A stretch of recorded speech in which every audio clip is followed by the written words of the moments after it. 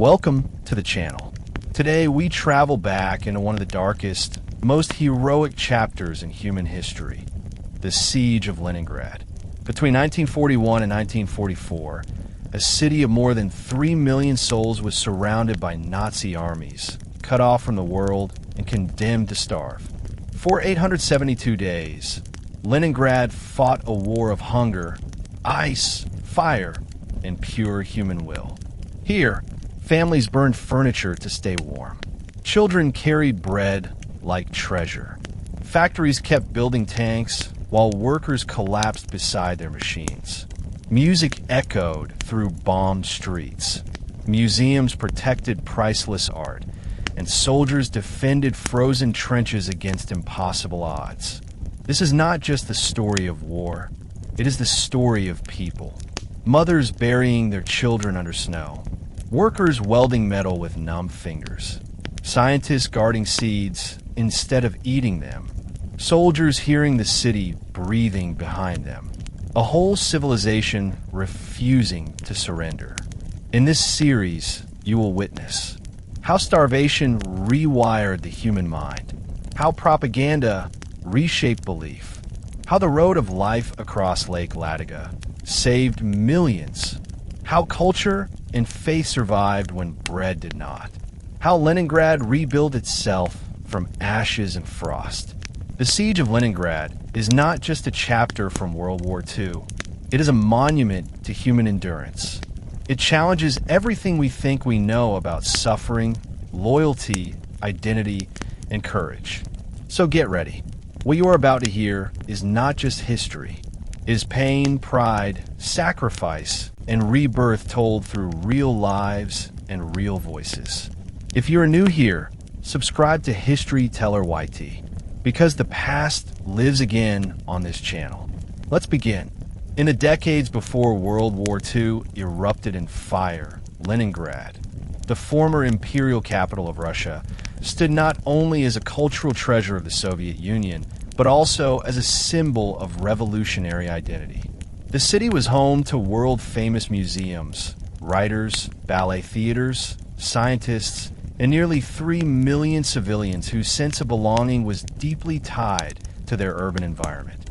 When Adolf Hitler began to imagine a future German empire stretching deep into Eastern Europe, Leningrad existed in his mind not as a city to occupy and integrate, but as a target to erase. Nazi ideology considered the birthplace of the Russian Revolution and home of so many influential Russian artists to be a direct challenge to German supremacy. Hitler openly declared that the city should not be captured for use, but wiped from the map entirely. This horrifying concept was written into German strategic planning as early as 1940, long before Operation Barbarossa actually began.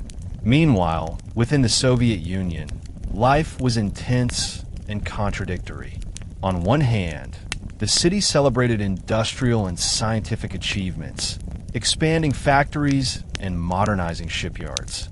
On the other, Joseph Stalin's Great Purge had devastated the officer corps, removing many experienced military leaders. Citizens sensed war coming long before bombs fell. Newspapers, though censored, reported the rising violence in Europe.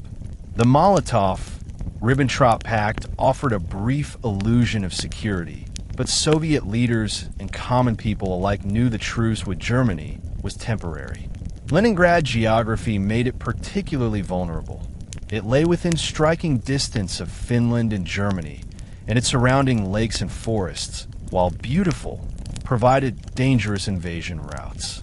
In the months leading to war, whispers of fear mixed with pride.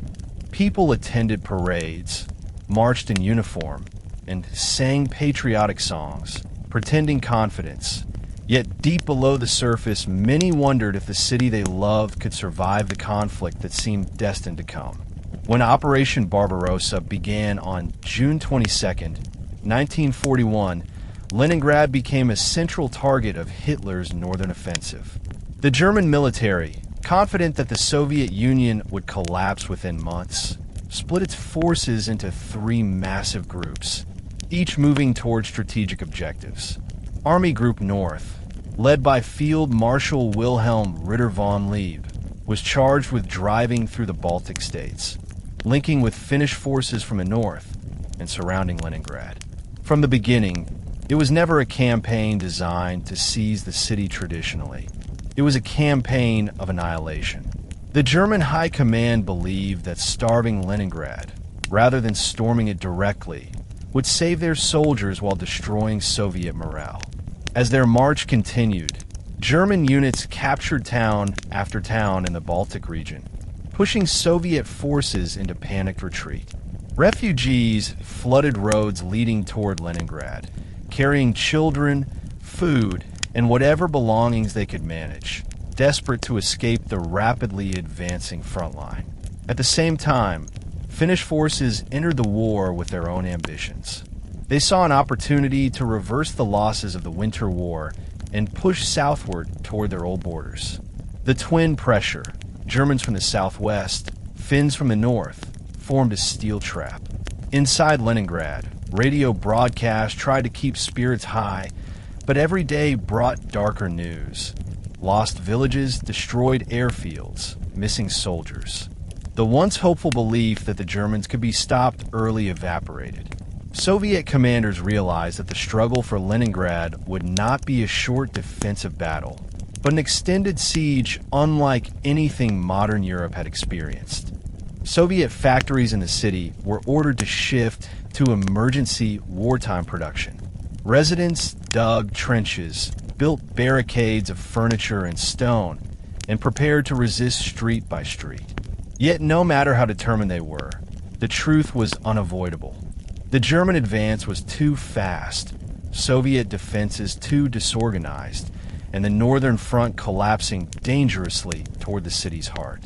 By late summer 1941, the atmosphere in Leningrad had completely transformed. Sirens wailed daily as German bombers appeared overhead, dropping explosives on military depots, industrial plants, and residential blocks alike. The city's famous food warehouses, which once stored enough grain to feed millions, were particular targets. Firefighters, often working with nothing more than buckets and hand pumps, fought desperately to save burning structures. The chaos forced citizens into a new routine, running to shelters, listening to artillery in the distance, lining up for ration cards, and facing the frightening reality that their city was becoming surrounded. New trenches were dug through parks and gardens. Statues were wrapped in sandbags. People used subway stations as bunkers. Even children helped fill sandbags and deliver supplies. The government directed museums to hide priceless artworks in underground vaults. By early September, the last remaining roads connecting Leningrad to the rest of the Soviet Union fell under German fire. Fear was no longer abstract. People understood encirclement was imminent. Many questioned why evacuation orders came so late and why more civilians had not been moved earlier. Families faced impossible choices: stay in their homes or attempt the dangerous escape toward the east under artillery strikes. The poor, elderly, and sick had almost no chance to leave. Meanwhile, propaganda urged absolute loyalty. Posters promised victory and demanded sacrifice. The city's leadership still hoped to maintain normal life. Schools planned to reopen. Theaters announced schedules. But deep down, everyone knew the old world had already died. When German troops finally cut the last major supply routes on September 8th, 1941, sealing the city away from the outside world, a terrifying new phase began. Leningrad was trapped. No food could enter, no civilians could exit, and nearly 3 million people waited behind frozen defenses as winter approached. They did not yet know they were about to endure one of history's deadliest sieges. 900 days of starvation, suffering, and unimaginable endurance. On September 8th, 1941, Leningrad crossed the threshold from threatened city to besieged fortress. That morning, Residents awoke to the thunder of artillery and explosions echoing through the industrial districts on the city's outskirts. One of the most tragic events of that day was the destruction of the Bediv food warehouses, massive storage complexes holding thousands of tons of grain, sugar, and flour. German bombers struck the warehouses repeatedly, igniting enormous fires that raged for hours. Soldiers, civilians, and firefighters formed long human chains to pass buckets of water, hoping to stop the flames, but the firestorm consumed nearly everything. Smoke filled the air, visible even from distant neighborhoods. Rumors spread that enough food to feed the entire city had burned, and although this was an exaggeration, the psychological impact was devastating.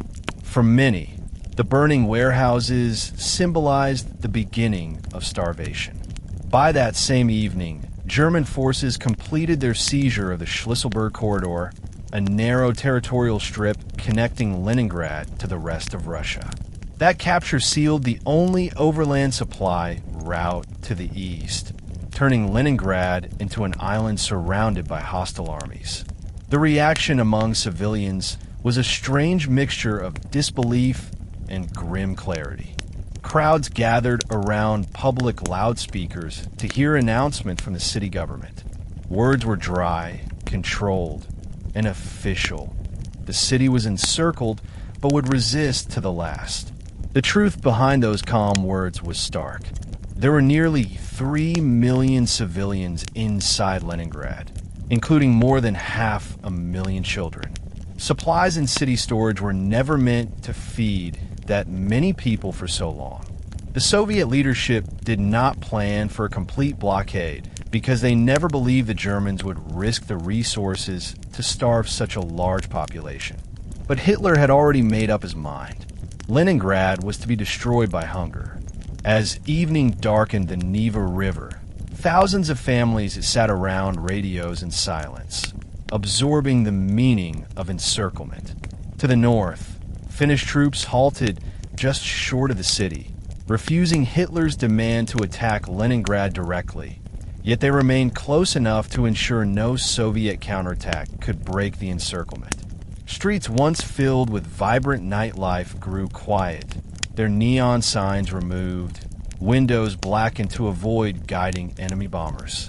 People stored water in pots, jars, and basins because no one knew when utilities might fail. The emotional weight of isolation settled in. For centuries, the city, first as Imperial St. Petersburg, later as Soviet Leningrad, had thrived on connection to the outside world.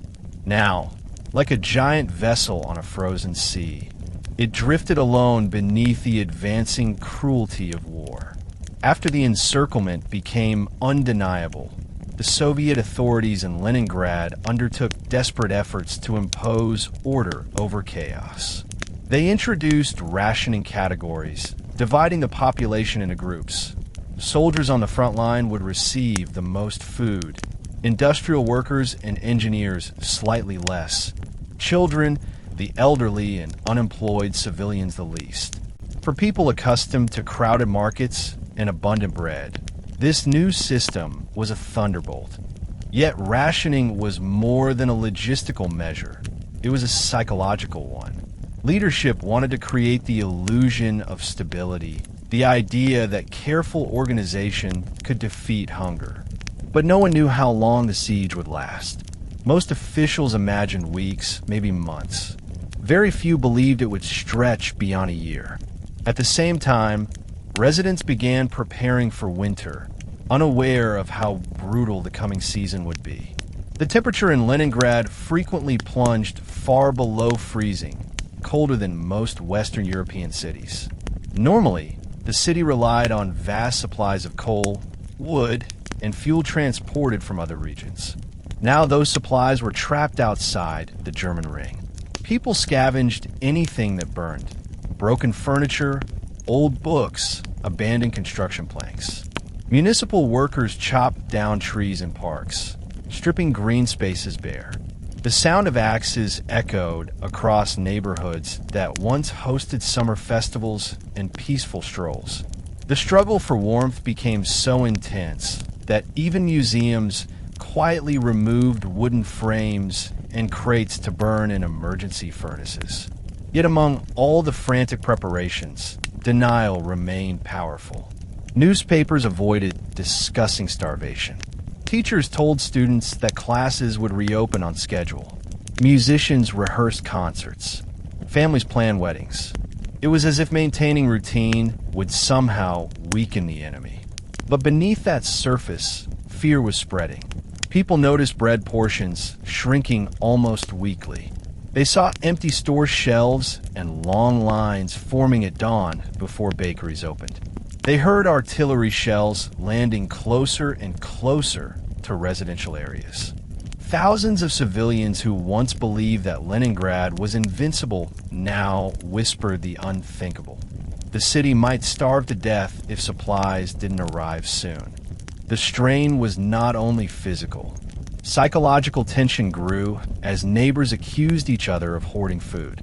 Authorities warned the population that looters and black market sellers would be executed. Radio broadcasts constantly reminded people to trust the government and reject panic. But trust alone could not fill empty stomachs. The tragic reality was that the city was entering winter with barely enough food for a few weeks. Still, the people did not know how bad things would become. They had never seen starvation on such a scale. No one, not even the most frightened, imagined that corpses would soon lie frozen on streets by the thousands, uncollected for days, silent testimony to the cruelty that awaited them. The first weeks of the encirclement were marked by relentless German air raids. Bombers flew low over the city, releasing waves of incendiary devices designed to burn infrastructure, destroy morale, and disrupt any attempt to organize defense. Anti-aircraft guns responded, filling the sky with sharp streaks of fire, turning night bombings into surreal storm shows of sound and color. But despite valiant efforts, the defenses were limited. The city lacked enough ammunition, enough trained personnel, and enough planes to challenge German air superiority. Civilians, exhausted from ration lines and shelter drills, still climbed rooftops to watch for fires and throw sand or water onto burning embers. Women and teenagers volunteered for fire brigades, patrolling streets and stairwells. Their bravery saved many buildings that would have vanished without their vigilance.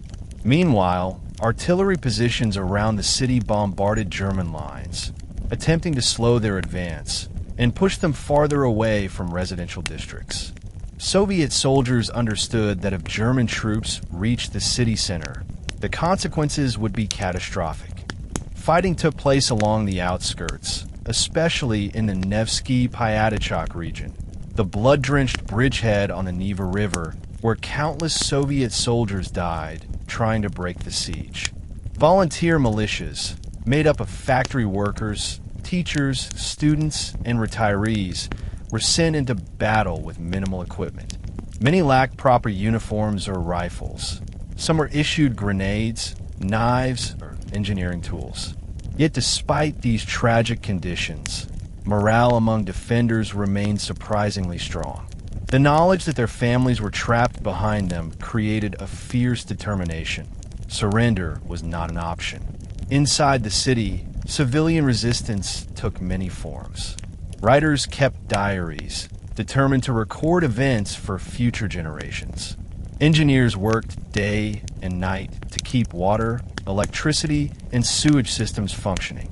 Scientists at the famous Botanical Institute protected seed collections from rats and hunger, refusing to eat them even when starving. In one of the most striking examples of intellectual defiance, scholars from the Hermitage Museum cataloged priceless artworks while bombs fell above, believing that cultural memory itself was a weapon against destruction. The siege was not only fought with rifles and artillery, it was fought with spirit dignity, and a refusal to allow fear to erase identity. Yet even in this early stage, the signs of future calamity appeared.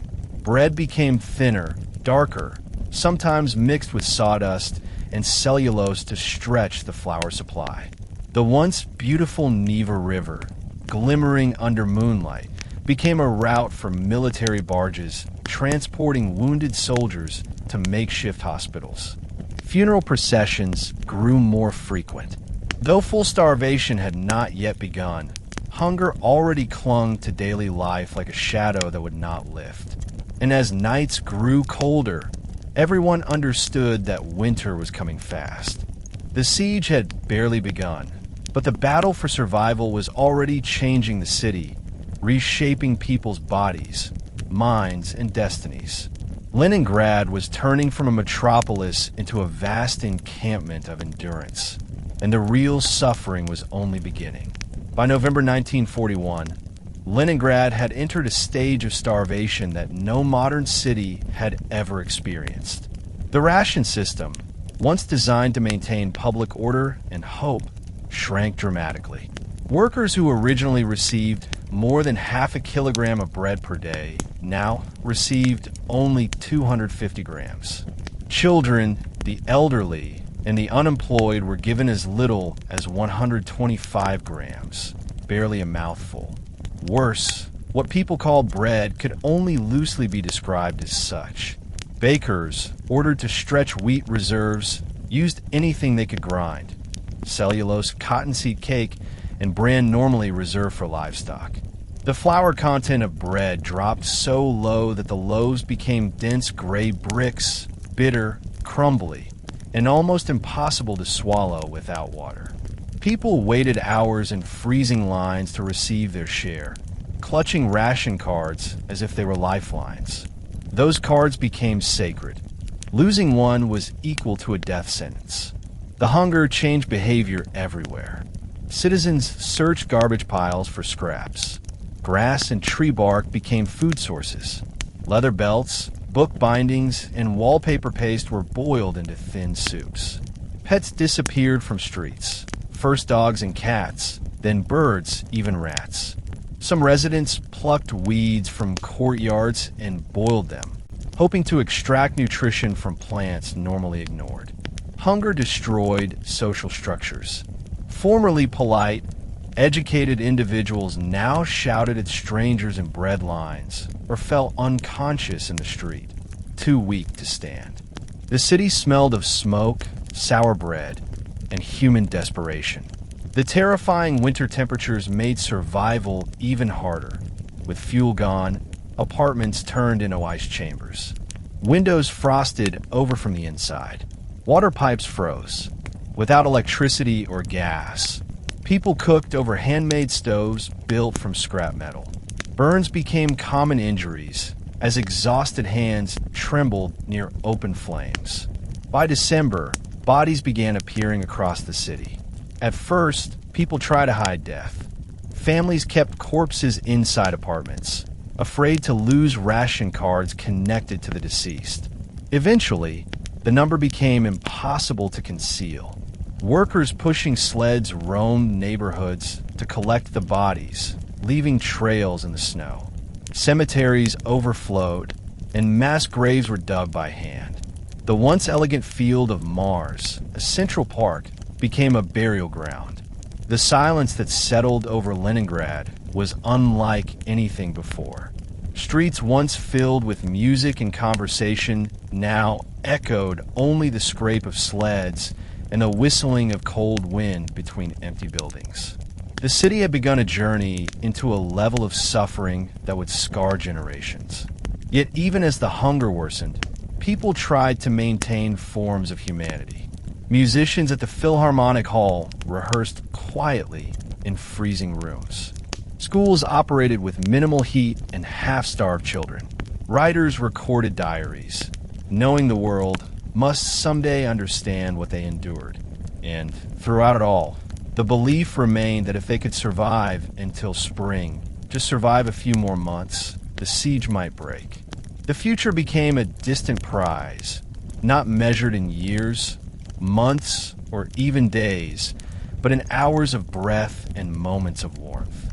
As January 1942 began, Leningrad looked like a ghost city. Snow-covered streets were lined with hollow-eyed figures who shuffled slowly to ration points. Leaning on makeshift canes, their bodies reduced to skeletal outlines under thick coats. Many collapsed along the way, unable to complete the journey. People who once rode trams to work now walked miles on foot because public transportation had shut down for lack of power. Without electricity, the famous street lamps that once lit Nevsky Prospect no longer glowed at night, leaving the city in darkness broken only by the dim flicker of kerosene lamps and windows.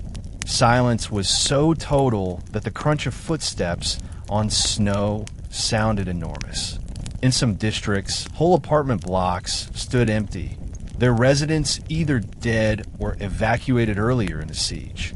Snow blew through broken windows, filling staircases like dunes. The presence of death changed human relationships. At first, people tried to help those who collapsed, offering water or carrying them home. But as thousands died each week, compassion had to retreat out of necessity. People walked past bodies without stopping. They learned to avert their eyes.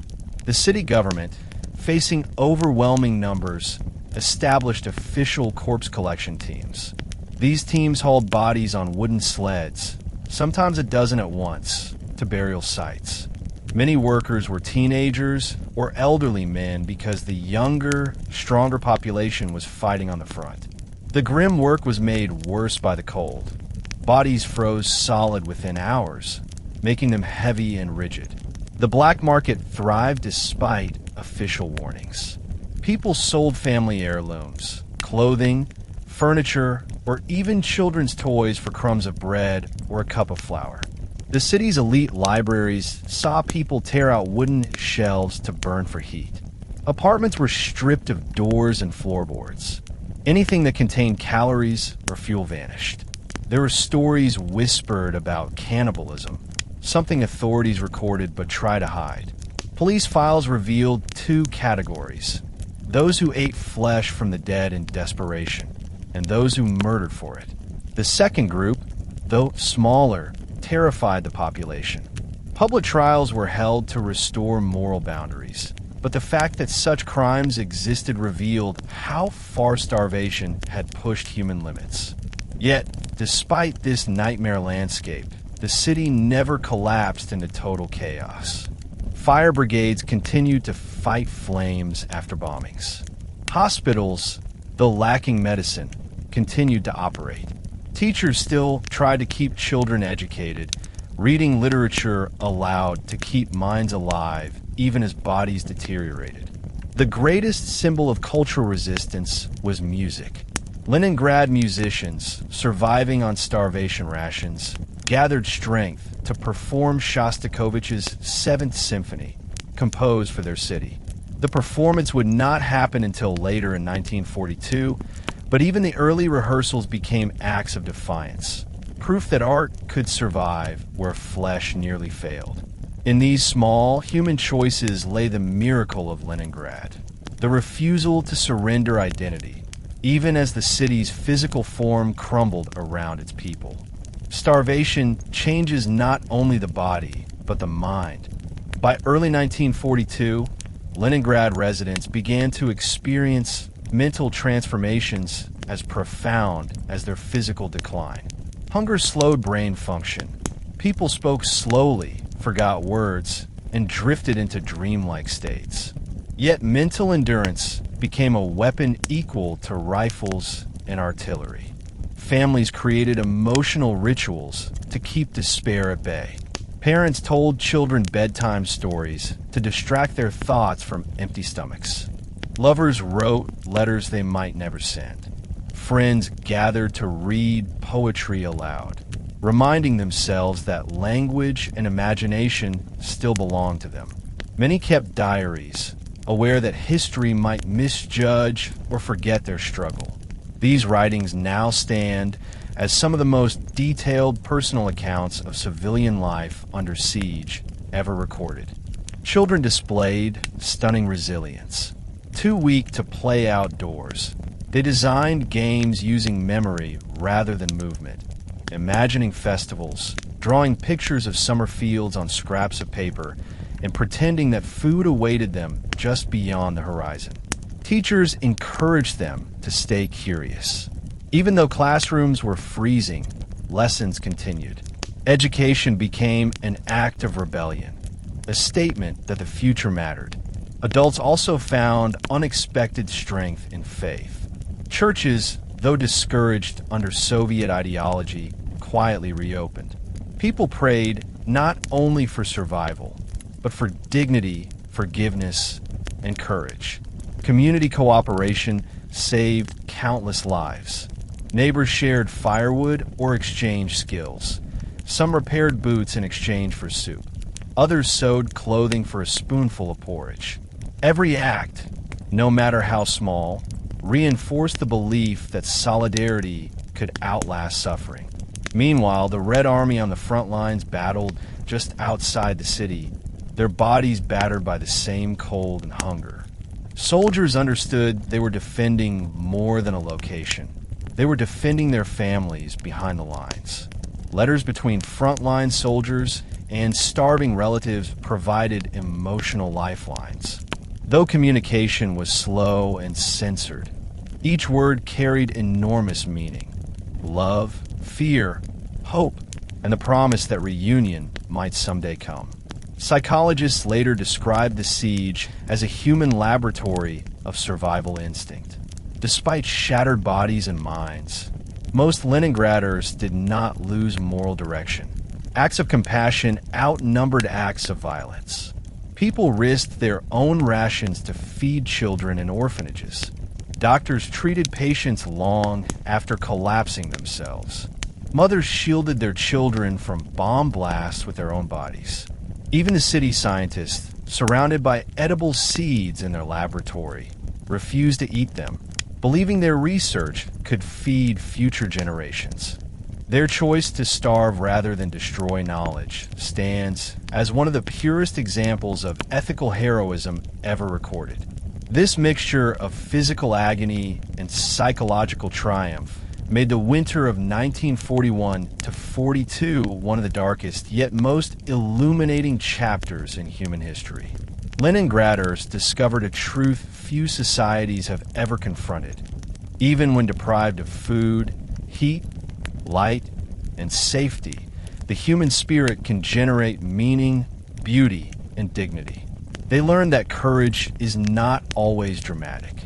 Sometimes it is the quiet decision to stand up, walk to a bread line, and keep breathing for one more day. By late autumn 1941, Soviet leadership confronted a truth they had hoped to avoid. Without a supply line, Leningrad would not survive the winter. Railroads were severed, rivers blocked, roads destroyed, and German artillery made any attempt to move goods through the city's outskirts almost suicidal. The city, with nearly 3 million residents at the start of the siege, had shrunk to a starving population clinging to existence. Hope now depended on Lake Ladoga, a massive body of water lying east of the city. Although Ladoga already served as a partial supply route for the military, the system was disorganized and dangerously small. Soviet commanders and logistical engineers needed a miracle, a safe, functioning lifeline capable of transporting food, fuel, medicine, and evacuees in enormous numbers. The idea was simple in theory, but nearly impossible in reality. Use boats in warm months and trucks on the lake's frozen surface in winter. This line soon became known as the Road of Life, a name both poetic and literal. Without it, Leningrad would have vanished. Soviet engineers worked around the clock, turning the lake into a rescue corridor. They surveyed its depths, mapped safe channels, and established harbor loading stations near the town of Osnovets. Civilians helped unload supplies on the city side, even when too weak to stand for long. Many collapsed, yet continued working from their knees. Children also assisted, forming human chains to pass sacks of flour onto trucks heading deeper into the starving city. Meanwhile, German forces attempted to destroy the route before it could fully form. Reconnaissance planes photographed every shoreline, searching for loading platforms. Artillery units were positioned to fire upon supply boats. Luftwaffe bombers raided the lake repeatedly, dropping bombs through icy air that snapped like breaking glass upon impact.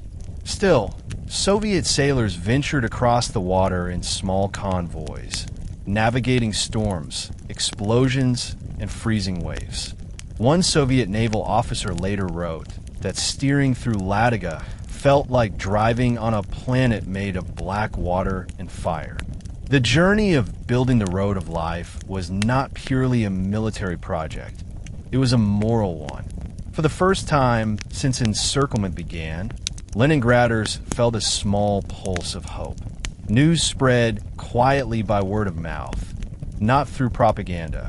Trucks had arrived, supplies were coming, families might survive. Although the supplies were nowhere near enough to end starvation, they slowed the death rate. Flour arrived in sacks. Potatoes arrived frozen solid. Oil, ammunition, medicine, and clothing were delivered in precious quantities. Every kilogram saved a life. The Road of Life also became a symbol of national unity, connecting the city to the rest of the Soviet Union emotionally as much as physically. But the road was fragile, and its limitations terrifying.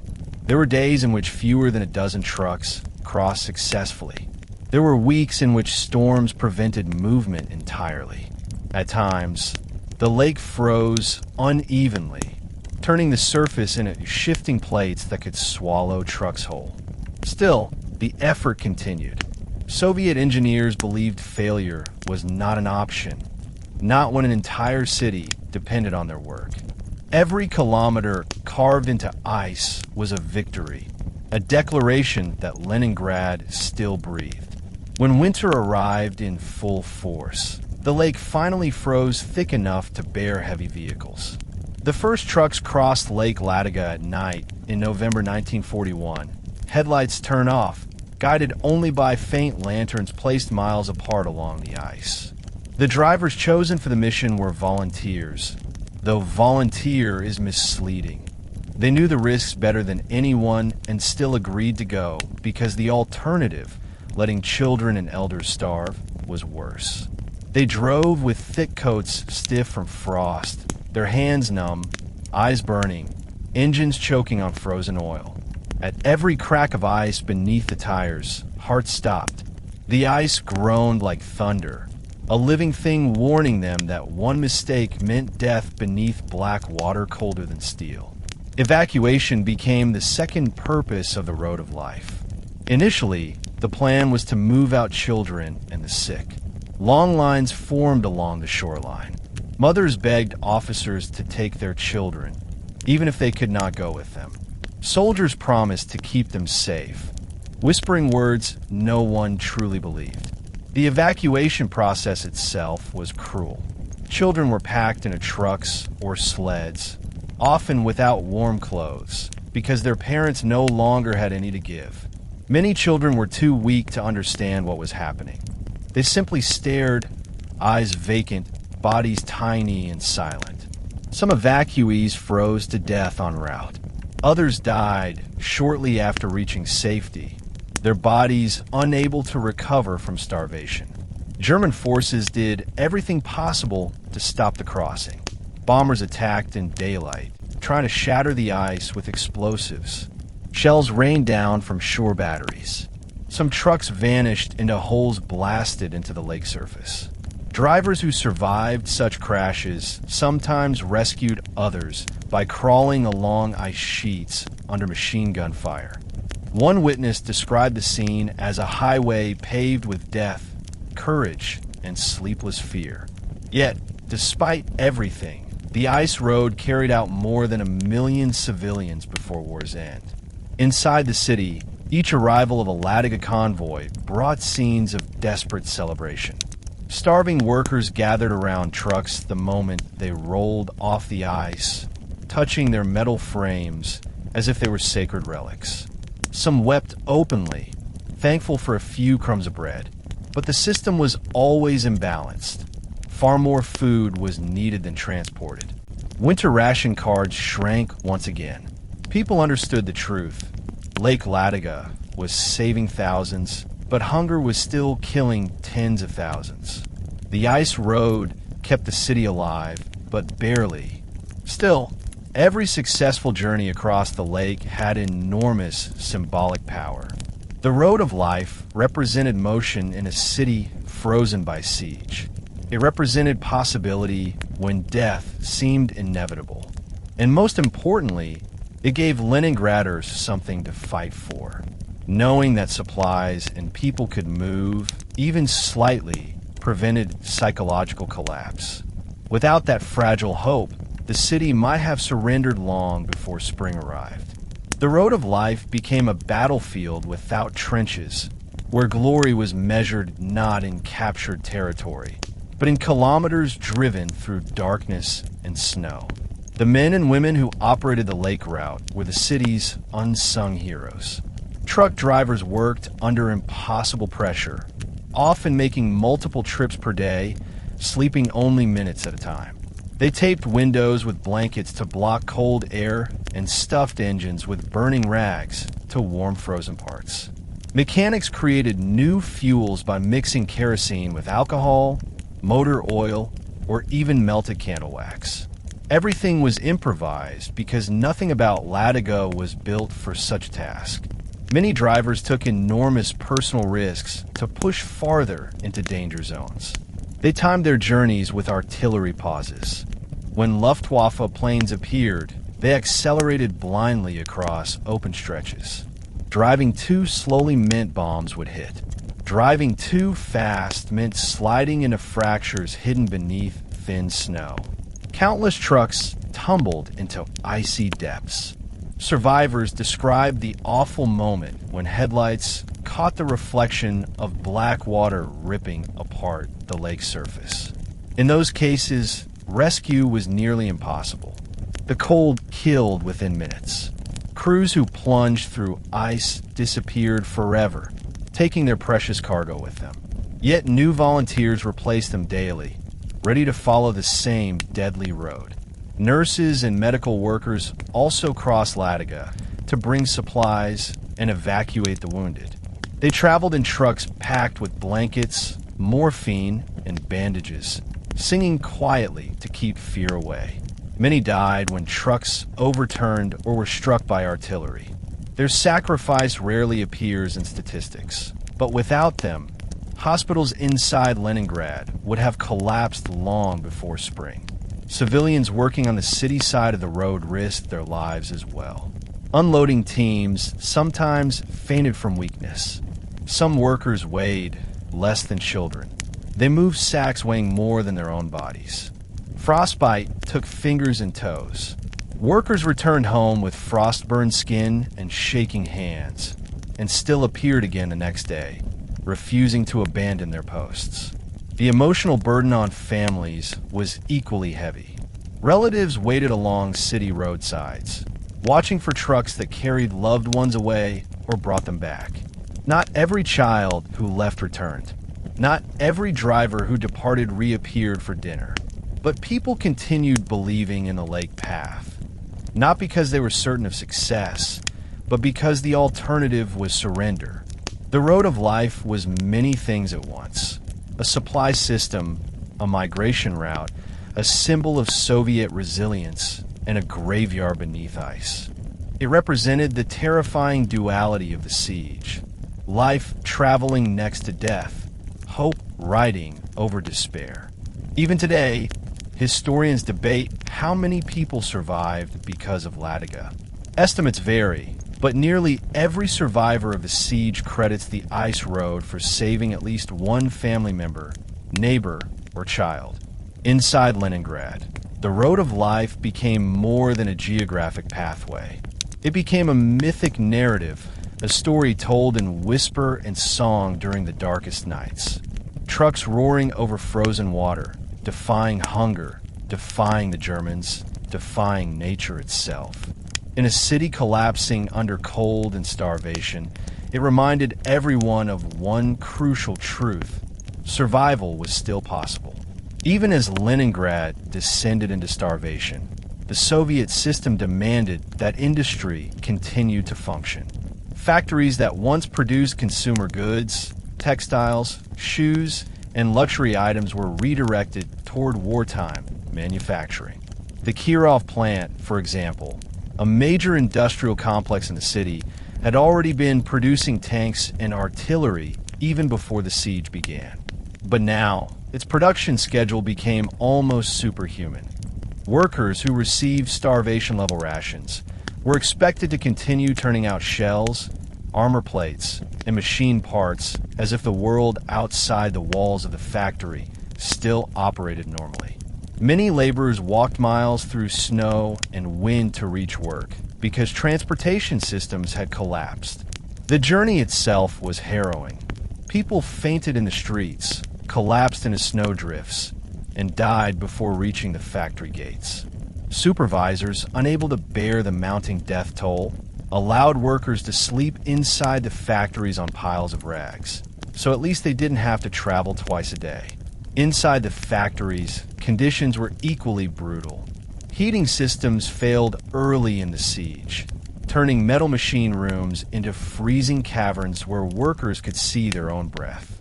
Tools stuck to fingers, oil congealed in engines, machines jammed in temperatures better suited for storing meat. To fight the cold, people stuffed paper into their boots and wrapped cloth around their hands. Some wore layers of rags instead of uniforms, barely recognizable, like ghosts moving through clouds of frost. Many weighed less than half their pre-war body mass. People died at their stations, slumping forward, tools dropping from fingers gone numb. When they were discovered, colleagues carried them gently away, whispering apologies to the dead. Then production resumed. Officials posted slogans above factory floors. Work is a weapon. Destroy the enemy with production. Victory begins here. These messages served two purposes: to maintain morale and to remind workers that effort equaled survival. Every shell they produced could protect their families, their city, their future. But slogans could not erase the constant hunger. Workers chewed tiny lumps of bread during 10-minute breaks, trying to stretch each bite across an entire workday. Some boiled water mixed with burned flour or coffee grounds to trick their stomachs into feeling full. Others hallucinated food, dreaming of banquets, feasts, and family dinners lost to time. Despite these unimaginable hardships, production did not collapse. Historians still marvel that starvation did not destroy industrial output entirely. In fact, certain factories exceeded their quotas during the siege. How this happened remains a complicated mix of patriotism, fear, pride, and desperation. Many workers felt that if they failed, the Germans would show no mercy. The memory of Nazi atrocities in nearby towns, burned villages, massacred families, and enslaved populations fueled determination. Leningraders believed they had nowhere to retreat to. The battlefield was their home. Surrender was death. Women formed the backbone of this industrial army. The majority of men had gone to the front, leaving behind mothers, wives, and daughters to power the city's factories. These women became welders, machinists, construction workers, and engineers. Their bodies shrank from hunger, but their stamina astonished even hardened commanders. Diaries describe women fainting at work, then forcing themselves up again because they knew missing a shift meant losing ration rights. In a society built on equality theory, but often unequal practice, the siege revealed women's full capability. Their sacrifice turned them into silent icons of Leningrad. Invisible soldiers holding the city together with trembling fingers. Every shift completed was a victory against annihilation. Every tank delivered to the front was a message. Leningrad still lived. Despite broken bodies and frozen breath, industry continued until the siege's final days. The factories, like the people, refused to die. Even in starvation, Leningrad refused to abandon culture. Schools continued through the worst months of the siege, not because learning was easy, but because authorities believed education protected children psychologically. Classrooms were freezing. Windows shattered from shelling were covered with plywood and blankets, yet frost still crept in along the floors. Students sat wearing coats and gloves, their ink freezing in bottles if classes ran too long. Some children were too weak to write, so teachers recorded answers for them. Attendance shrank dramatically, not because students disliked school, but because starvation killed them faster than education could preserve them. Some teachers began each day with a roll call that echoed like mourning, marking those who would never return. Yet, incredibly, exams continued.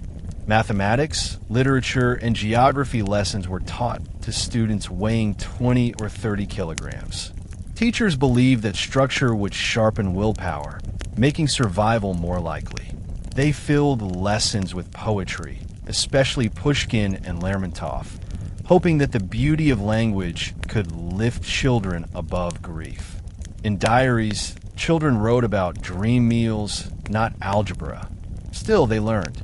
Knowledge became resistance. The declaration that Leningrad's children would have a future beyond the siege. Culture outside schools also survived. Theaters reopened when possible, performing shows in candlelight for audiences wrapped in blankets. Actors sometimes collapsed backstage and continued after waking. Audiences wept, not only because of the performances, but because theater itself reminded them they were still human. They could laugh, even at tragedy, because laughter was an act of rebellion. Similarly, libraries opened their doors. Starving citizens borrowed books to escape reality. One librarian later wrote that reading prevented mass insanity. If words did not exist, we would have died not only physically, but mentally. Religion returned quietly, despite Soviet skepticism. Churches reopened unofficially. People prayed in whispers, asking for strength rather than miracles. Priests, exhausted and starving, visited hospitals and orphanages to comfort the dying. Faith did not erase hunger, but it gave meaning to suffering, and sometimes meaning itself was enough to prevent despair. Art became another form of survival. Painters continued sketching starving streets and broken buildings. Musicians rehearsed impossible pieces. Most famously, Shostakovich finished his 7th Symphony, Leningrad, dedicated to the city's resistance.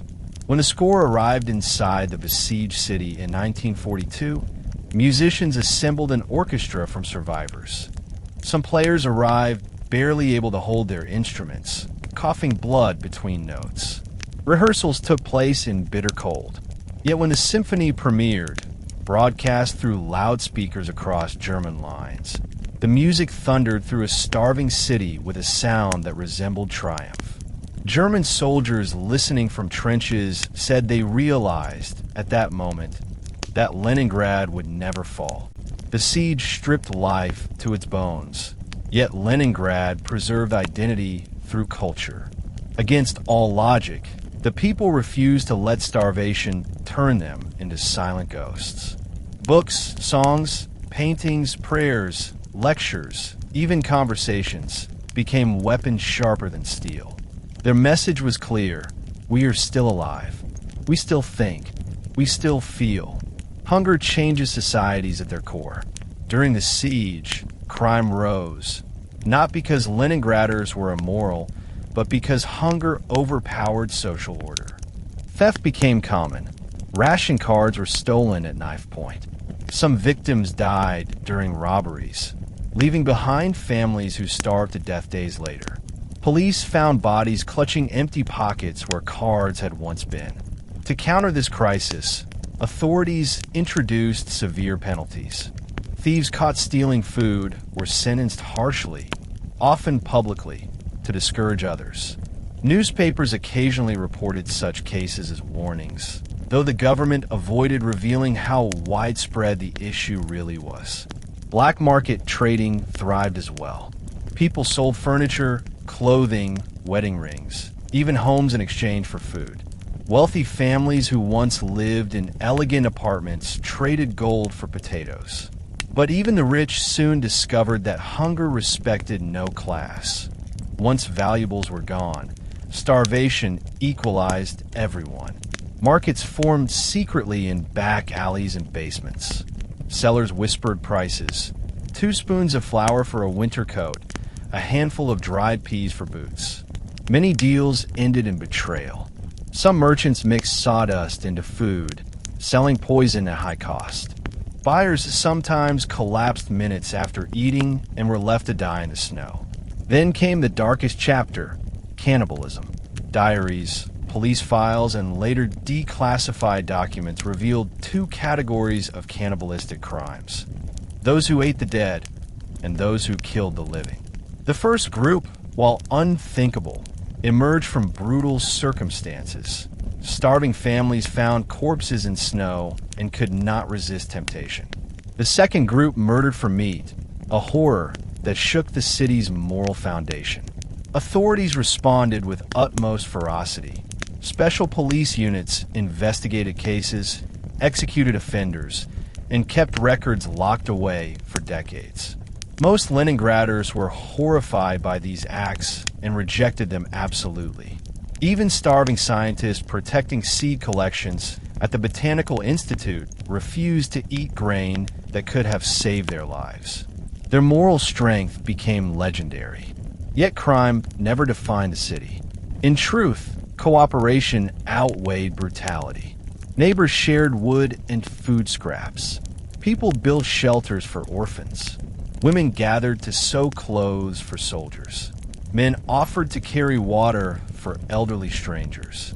Even at the height of starvation, when children fainted on sidewalks, most people still chose kindness.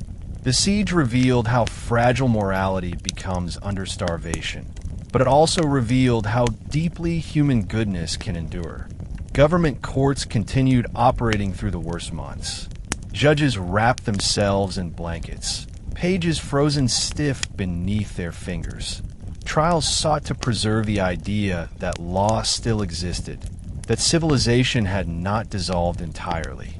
In a world where death ruled the streets, maintaining legal authority was essential to protecting humanity itself.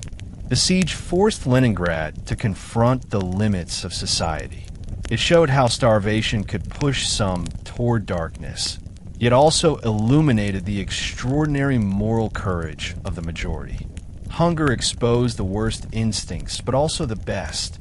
And within this terrible duality, the city somehow remained human. While Leningrad civilians starved behind city walls, just outside the perimeter, Soviet soldiers fought an equally merciless war. The ring around Leningrad was not a static wall. It was a constantly shifting, bloody front stretching through forests, marshlands, frozen riverbanks, and ruined villages. One of the most infamous battlegrounds was the Nevsky Pyatatchok, a tiny patch of land on the Neva River's right bank. Though not even a square mile in size, it became one of the bloodiest pieces of territory in the entire Eastern Front. Soviet troops crossed the river repeatedly under machine gun fire, attempting to establish a foothold that could eventually help break the German blockade. These assaults, beginning late in 1941 and continuing throughout 1942, produced staggering casualties. Soldiers described the river turning red with blood, ice sheets cracking under shell fire, and bodies frozen upright in positions of attack. Entire regiments were wiped out within hours. Some soldiers barely stepped off assault boats before they were killed. Yet these sacrifices, terrible as they were, stalled German advances and provided psychological reinforcement to the starving city. The Red Army had not abandoned Leningrad.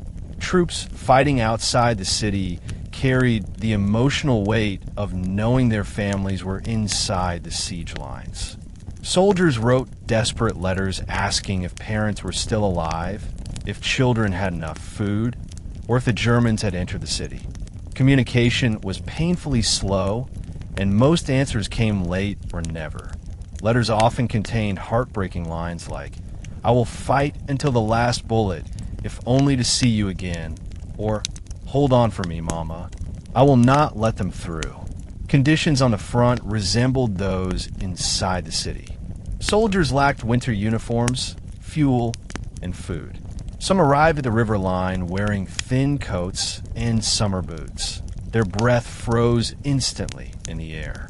To keep warm, they dug shallow trenches, burned scraps of wood, or huddled together under blankets stiff with frost. Frostbite was rampant. Fingers blackened and fell off. Men lost noses, ears, toes. Yet medical evacuation was nearly impossible because German artillery targeted every movement on the riverbanks. Many wounded soldiers froze to death before reaching aid stations. Despite these horrors, troops continued launching attacks. Each failed assault was studied, adjusted, and tried again.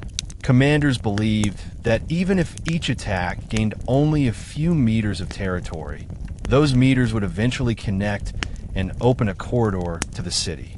On the German side, discipline and confidence remained high early in the siege. German artillery units possessed superior range and accuracy, bombarding Soviet positions for hours at a time. They built bunkers and trenches reinforced with timber and metal, giving them strong defensive positions. But they faced vicious weather and stubborn enemies. Soviet snipers haunted the forests. Mines littered roads and paths. Counterattacks erupted at night, accompanied by close-quarters combat so brutal that soldiers fought with knives, shovels, and bare hands when ammunition ran out. The Germans, who expected a quick victory, soon realized that forcing Leningrad to surrender would require enormous resources. Still, Hitler refused to allow a traditional assault. He believed starvation was cheaper and more decisive. So the German army held its lines, determined to choke the city slowly, even as Soviet troops clawed at their defenses, meters at a time. For both sides, the Leningrad front symbolized ideological war. Germans believed they were destroying Bolshevism at its birthplace. Soviets believed they were protecting not only a city, but their national identity. Every tree, every stone, every ruined farmhouse became contested ground. Thousands died without ever stepping foot inside the city they fought to save. Their sacrifice formed the hidden skeleton of resistance, the shield that prevented German infantry from storming Leningrad's center and turning starvation into slaughter. By early 1943, the Red Army Command realized that the only way to prevent complete collapse inside Leningrad was to break the blockade by military force. Years of starvation had pushed the city into a demographic disaster. Factories had lost workers, hospitals were full, and entire districts were depopulated. Though the road of life helped, it could not deliver enough supplies to truly sustain the population or sustain large industrial output indefinitely. The Soviet High Command designed a new offensive called Operation Iskra, Operation Spark, and planned it with brutal precision. The goal: open a land corridor connecting Leningrad with the rest of the Soviet Union. The attack would strike between the southern shore of Lake Ladoga and the Neva River, a narrow 10 to 15 kilometer gap held by German forces. Preparation for Operation Iskra was intense. Thousands of artillery pieces moved into position under cover of darkness, concealed by snowbanks and camouflage nets. Engineering units built bridges and ice crossings to move tanks across frozen rivers. Infantry rehearsed movements behind the lines, learning where to run, where to dig, how to coordinate with armor in deep snow. Soldiers wrote farewell letters before battle, knowing the mission might claim their lives. Civilians inside Leningrad watched troop movements with hope and terror. Success could mean salvation. Failure could accelerate death. On January 12, 1943, the offensive began. Before dawn, the sky exploded with artillery fire that shook windows inside Leningrad itself. Over 2,000 Soviet guns fired simultaneously, bombarding German trenches so intensely that the snow melted from the shockwaves. Infantry divisions surged forward, crossing the ice-covered Neva. German defenders, although caught by surprise, reacted ferociously. Machine guns shredded the front ranks. Mortar fire ripped through advancing troops. Soviet commanders hurled reinforcements into the breach, refusing to let momentum die. Blood soaked into the snow. Tanks roared forward, engines howling in sub-zero air, treads crushing ice under unimaginable weight. After days of savage fighting, Soviet troops from two directions met near the village of Schlisselburg, breaking the German ring at last. The victory did not end the siege, but it changed everything. The corridor initially measured only about 8 to 10 kilometers wide, and German artillery still targeted it constantly. Yet a rail line could now be laid. Within weeks, trains steamed into Leningrad loaded with flour, meat, fuel, uniforms, ammunition, and medicine. Ration levels increased for the first time since 1941. Civilians wept openly when they saw early food shipments, sacks of grain, barrels of fish, crates of dried fruit. Doctors began saving patients who had once been considered hopeless cases. Children gained weight. Factories restored shifts. German morale at the Leningrad front plummeted. Hitler raged, demanding counterattacks to restore the blockade, but German resources had thinned dramatically after defeats elsewhere, especially at Stalingrad. Many officers realized privately that the siege could no longer succeed in starving Leningrad into surrender. The Red Army, meanwhile, interpreted the breakthrough not only as military progress, but as spiritual vindication. Priests held special services inside the liberated corridor, blessing frozen ground. Soldiers rode home, declaring that hope had finally returned. The Soviet government broadcast the news widely, using it to fuel national morale. Operation Iskra cost tens of thousands of Soviet lives, yet its consequences were monumental. For the first time, death inside Leningrad slowed. The city's heart, beating faintly for 500 days, now pumped blood again. The siege continued, but the noose had loosened, turning survival from miracle into possibility. While ground forces battled over frozen rivers and forests, the air above Leningrad was a brutal battlefield of its own. Early in the siege, the Luftwaffe enjoyed overwhelming superiority. German bombers flew daylight raids with impunity, dropping high explosive and incendiary payloads onto factories, hospitals, and supply depots. Anti-aircraft guns fired constantly, filling the sky with smoke shells, but their numbers were inadequate. Aircraft fuel was scarce, spare parts rarer still. Soviet pilots often flew outdated aircraft patched together with scrap metal, and landing gear sometimes froze solid on runways. Yet over time, conditions shifted. The Soviets gradually transferred more fighters to the Leningrad front, improving defensive capacity. Pilots trained in harsh northern weather, learning to fly blind through snowstorms and fog banks. Many pilots lived in near-starvation conditions similar to civilians. They returned from missions trembling from hunger, unable to stand without assistance, yet refused to stop flying. Mechanics worked in open air, fingers bleeding through gloves, engines freezing solid between missions. Airfields resembled skeletal villages, runways illuminated by dim lanterns at night because electricity could not be spared. German tactics evolved as the siege continued. The Luftwaffe switched from large bombing raids to surgical strikes aimed at the road of life, rail stations, and warehouses. Their priority was preventing supplies from entering the city rather than destroying morale. Bombers targeted trucks crossing Lake Ladoga, turning sections of the ice route into smoking craters. Entire convoys vanished beneath shattered ice. The Soviets responded by reinforcing anti-aircraft networks, hiding convoys under camouflage, and scheduling night crossings. The air war turned into a duel of adaptation and counter-adaptation, each side inventing new methods as seasons changed.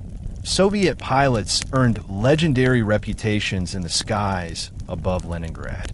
They engaged German planes at low altitude, sometimes so close to the city that civilians watched dogfights overhead. Some planes, too damaged to land, crashed into frozen fields where medical teams dragged pilots from burning wreckage. Others simply never returned.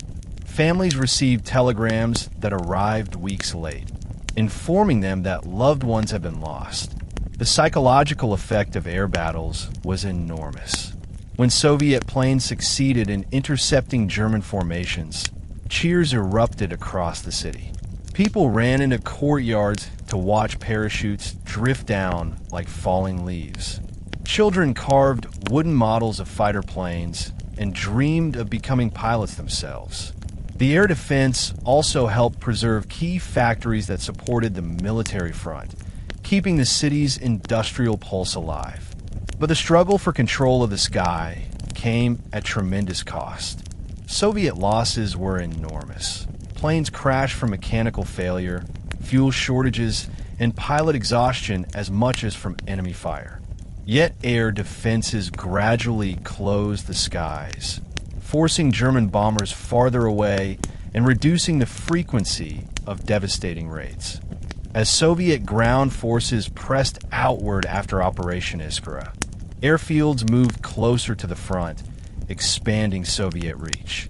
By 1944, Luftwaffe presence around Leningrad shrank dramatically, not because the Germans no longer cared, but because they no longer could maintain equal force. Fuel shortages, Eastern Front defeats, and a shifting balance of war left them weakened. The sky above Leningrad, once a domain of terror, became a shield that strengthened civilian morale. Air battles may not have fed starving civilians or warmed their frozen apartments, but they provided something equally vital: the belief that the enemy could be challenged everywhere, even above the clouds.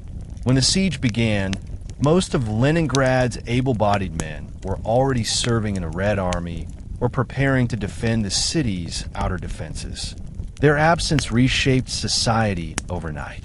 Women, who once made up roughly half the city's labor force, became the dominant workforce: community organizers, caretakers, soldiers, and emergency laborers. They held the city together while starving themselves, sacrificing sleep, warmth, and their own health to protect their families and their community. The image of the Leningrad woman changed forever, from factory worker or teacher to a symbol of endurance, resilience, and discipline under chaos. Women ran the factories where artillery shells and tank armor were produced. They walked to work through blizzards after nights spent queuing for bread.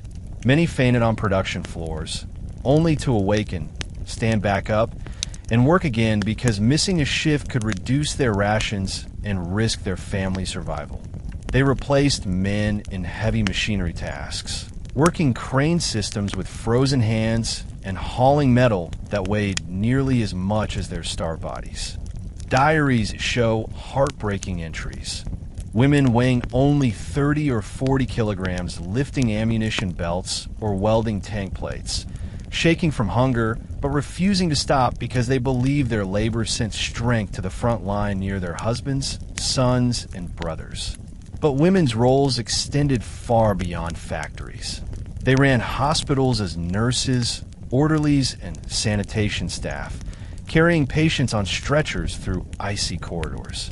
They volunteered for fire brigades, climbing rubble-filled staircases to extinguish flames as German bombs set apartment blocks ablaze. They became the silent guardians of the road of life, unloading cargo and distributing food in sub-zero darkness. In the bitter winter of 1941 to 42, when hundreds died daily, female cemetery workers dug graves through frozen earth because there were not enough men left to do it. Motherhood in siege conditions created a dual burden. Women had to protect children psychologically, emotionally, and physically, even while starving themselves. Many mothers gave portions of their daily rations to their sons and daughters, smiling through hunger pains so children would not panic. Countless women died not from ration shortages alone, but from self-sacrifice. Child survivors later recalled watching their mothers fade slowly into skin and bone because they refused to eat if their children were hungry. Women also led the city's intellectual resistance. Librarians walked miles every day to open reading rooms. Teachers crossed artillery zones to hold lessons. Female researchers remained in laboratories protecting seeds and scientific data that could feed future generations. These women believed that even if their bodies perished, their culture and knowledge must survive. Some women served as soldiers and snipers, their skill shocking German forces. The famous Soviet sniper Lyudmila Pavlichenko, though not serving in Leningrad, symbolized what women could achieve under fire. In Leningrad itself, female anti-aircraft crews operated heavy guns day and night. Their accuracy improved over time, and they became crucial defenders during bombing raids. Perhaps most striking was the emotional leadership women provided. They organized communal kitchens, comforted the grieving, adopted orphan children, and wrote music and poetry that kept humanity alive. Their diaries remain among the most detailed surviving records of the siege. They documented not only starvation, but courage, love, humor, and hope. If men were the physical shield of Leningrad, women were its spiritual heartbeat. Without them, the city would not have endured a single winter. Children of Leningrad lived through an ordeal beyond comprehension. Before the siege, the city had nearly 500,000 young citizens attending schools, playing in parks, skating along winter canals, and imagining futures as engineers, musicians, and explorers. When the blockade began, childhood ended in an instant. Lessons continued only partially, and play vanished as cold and hunger drained bodies faster than they could grow. Children weighed fractions of what they should have, some looking like elderly figures trapped in tiny frames. Yet they remained astonishingly resilient, demonstrating a capacity for imagination that defied starvation. Many children attended classes despite temperatures so low that the ink in their pens froze solid. Teachers held lessons in hats and gloves, reading aloud while students carved letters in a paper with dull pencils. They learned poetry because memorization required no books, no materials, only memory. One student wrote in a diary, "We learn to keep thoughts moving so hunger does not take our minds." Lessons had symbolic meaning. They preserved identity in a world where identity risked dissolving into survival instinct. Children adapted to hunger in tragic ways. They learned to walk slowly to save energy. They learned to sit quietly to conserve warmth. They learned to eat breadcrumbs one by one to feel full longer. Their games transformed too. Many pretended to eat imaginary meals, cooking feasts out of snow. Others built fortresses from icicles and played war, reenacting battles they heard on radio broadcasts. Imagination became emotional armor. Psychological trauma shaped childhood memories forever. Children watched parents die, carried water for burial teams, and saw corpses lying next to playgrounds. Some saw strangers fall dead while standing in ration lines, collapsing without sound. They heard artillery so often that silence later frightened them more than explosions. Childhood diaries remain among the most valuable historical documents of the siege. They reveal worldviews unlike anything in adult testimony. Writers like Tanya Savacheva recorded lists of family deaths, each entry chillingly short. Mama died, grandmother died, all died. Only Tanya is left. Her diary later became one of the most powerful symbols of the siege. Children who survived carried lifelong scars, weakened bodies, psychological illness, chronic hunger physiology, and memories that never faded. Yet their survival shaped post-war Leningrad. They became teachers, historians, factory workers, and political figures, passing down the story so the world would never forget. During winter, children drew pictures of spring trees and warm houses, visions of a world without siege. Some dreamed of food every night, describing the smell of fresh bread to classmates even as none had eaten real bread in months. But perhaps the most remarkable truth is this. Children maintained hope long after adults had lost it. Their innocence protected them from despair. They dreamed because they had not yet surrendered imagination to starvation. Their hope gave adults strength. Seeing children laugh, even once a month, reminded older generations what survival was for. In this way, children became emotional leaders of the siege, fragile, starving, and freezing, yet still inspiring courage in those around them. No aspect of the siege demanded more silent bravery than medical care. Hospitals in Leningrad functioned without heat, without fuel, without clean water, and without proper sanitation. Doctors performed surgeries in rooms so cold that instruments stuck to their fingers. Nurses fainted during procedures from hunger. Orderlies pushed stretchers across ice-slick floors, their own weight barely enough to move the bodies they carried. Yet they continued working, knowing every minute mattered for someone else's life. Medical workers faced impossible choices. They often treated dozens of patients simultaneously, deciding who could be saved and who must be allowed to die. Winter diseases, typhus, dysentery, pneumonia, frostbite, ravaged hospital wards. Patients lay wrapped in blankets stiff from frost. Staff boiled snow for washing wounds. They sterilized tools with small flames powered by scraps of wood. Many hospitals had no electricity, forcing surgeons to operate by candlelight or lantern glow. Psychological care was nearly non-existent, though desperately needed. Nurses improvised, singing to patients at night, holding hands during amputations, whispering encouragement into children's ears. Doctors carried guilt over every death, even when they lacked medicine or resources. Volunteers supported hospitals by delivering food, fuel, and water. Teenagers transported corpses to cemeteries. Elderly citizens knitted uniforms, socks, and bandages. Some volunteers worked as ration guardians, helping the weakest citizens collect food without collapsing on icy sidewalks. Thousands of civilians also saved lives without formal training. Neighbors shared fire, tools, blankets. People built makeshift canes for the collapsing elderly, guided blind men through streets filled with rubble, and protected orphans whose parents had vanished. Some wrote letters for the illiterate or read poetry aloud to the lonely. Others simply sat beside the dying, refusing to let them depart this world alone. Librarians, museum curators, architects, and musicians performed acts of heroism by protecting cultural treasure. Curators hid priceless paintings underground, sometimes guarding them with their bodies during bombings.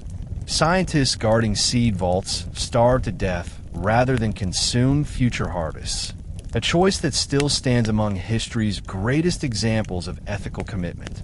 These invisible heroes rarely appear in military textbooks, but their contributions sustain the city.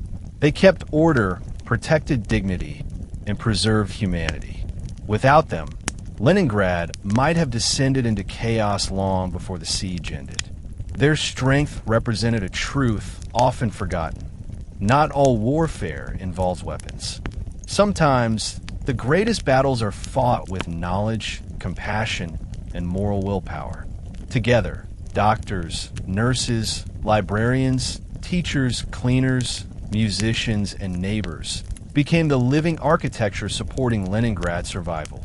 They remind us that history is not only shaped by generals and commanders, but by ordinary people who refuse to surrender humanity, even as death surrounds them.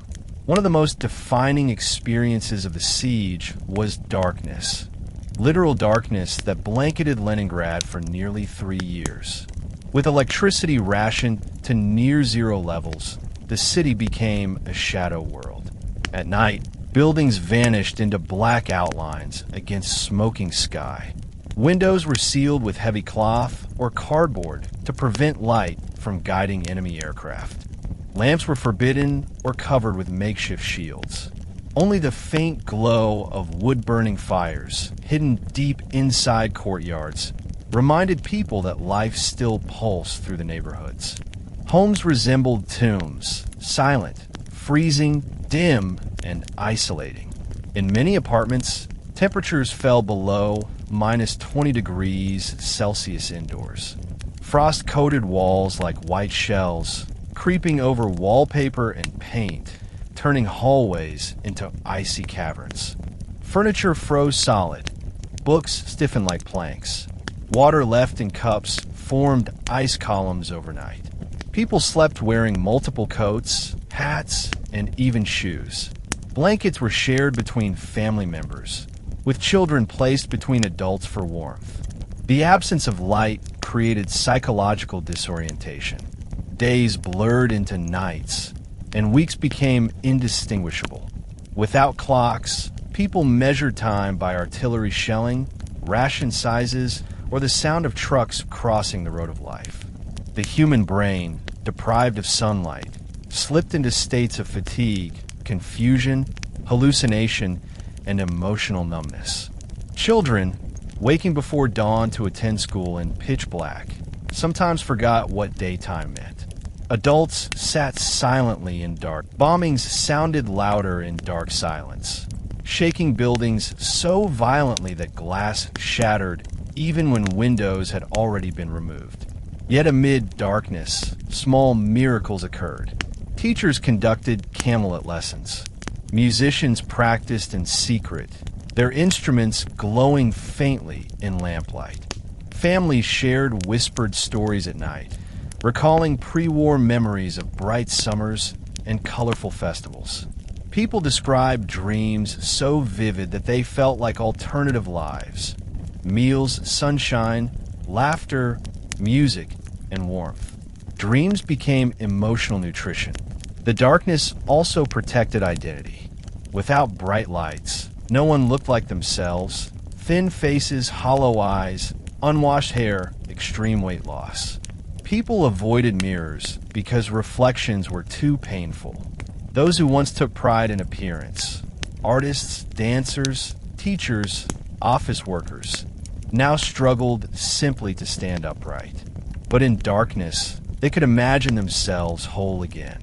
Leningrad's nighttime silence formed a protective shell around its starving citizens. Beneath that shell, people whispered their promises to survive, to remember, and to rebuild. The siege of Leningrad devastated not only bodies, but minds. Emotional collapse became so common that psychologists later defined the mental condition of many survivors as a unique trauma type. Starvation and extreme cold weaken the nervous system. Reflexes slow, perception dulls, and thought processes become foggy. People forgot words, names, routes to familiar streets. They lost memory of seasons. They confused dreams with reality. Many diaries describe days in which individuals stared out frozen windows for hours, unable to speak or move. Depression swept across the city, like a silent epidemic. The emotional weight of endless funerals, empty apartments, and ration queues crushed inner morale. People observed entire families disappear within weeks. Childhood friends vanished. Neighbors became ghosts. Loneliness, even in crowded communal apartments, became unbearable. Yet despite overwhelming psychological pain, the people of Leningrad developed mental armor through routine, belief, culture, and shared suffering.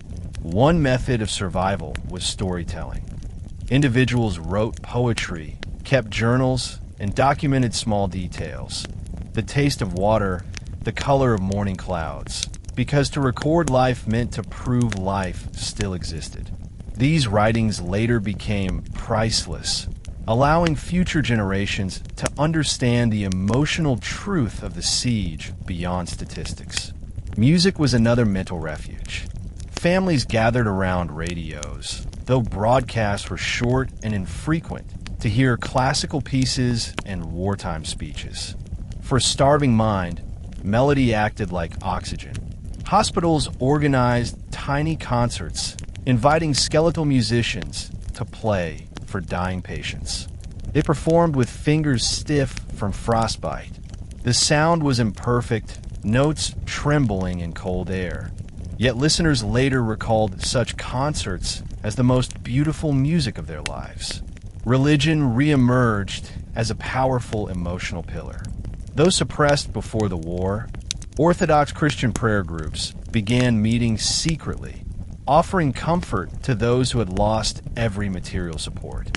Priests, many starving themselves, heard confessions and held funeral rites by candlelight. There were also individuals who lost psychological control. Panic attacks, hallucinations, and delusional thinking became frequent. Some citizens believed the siege was a dream.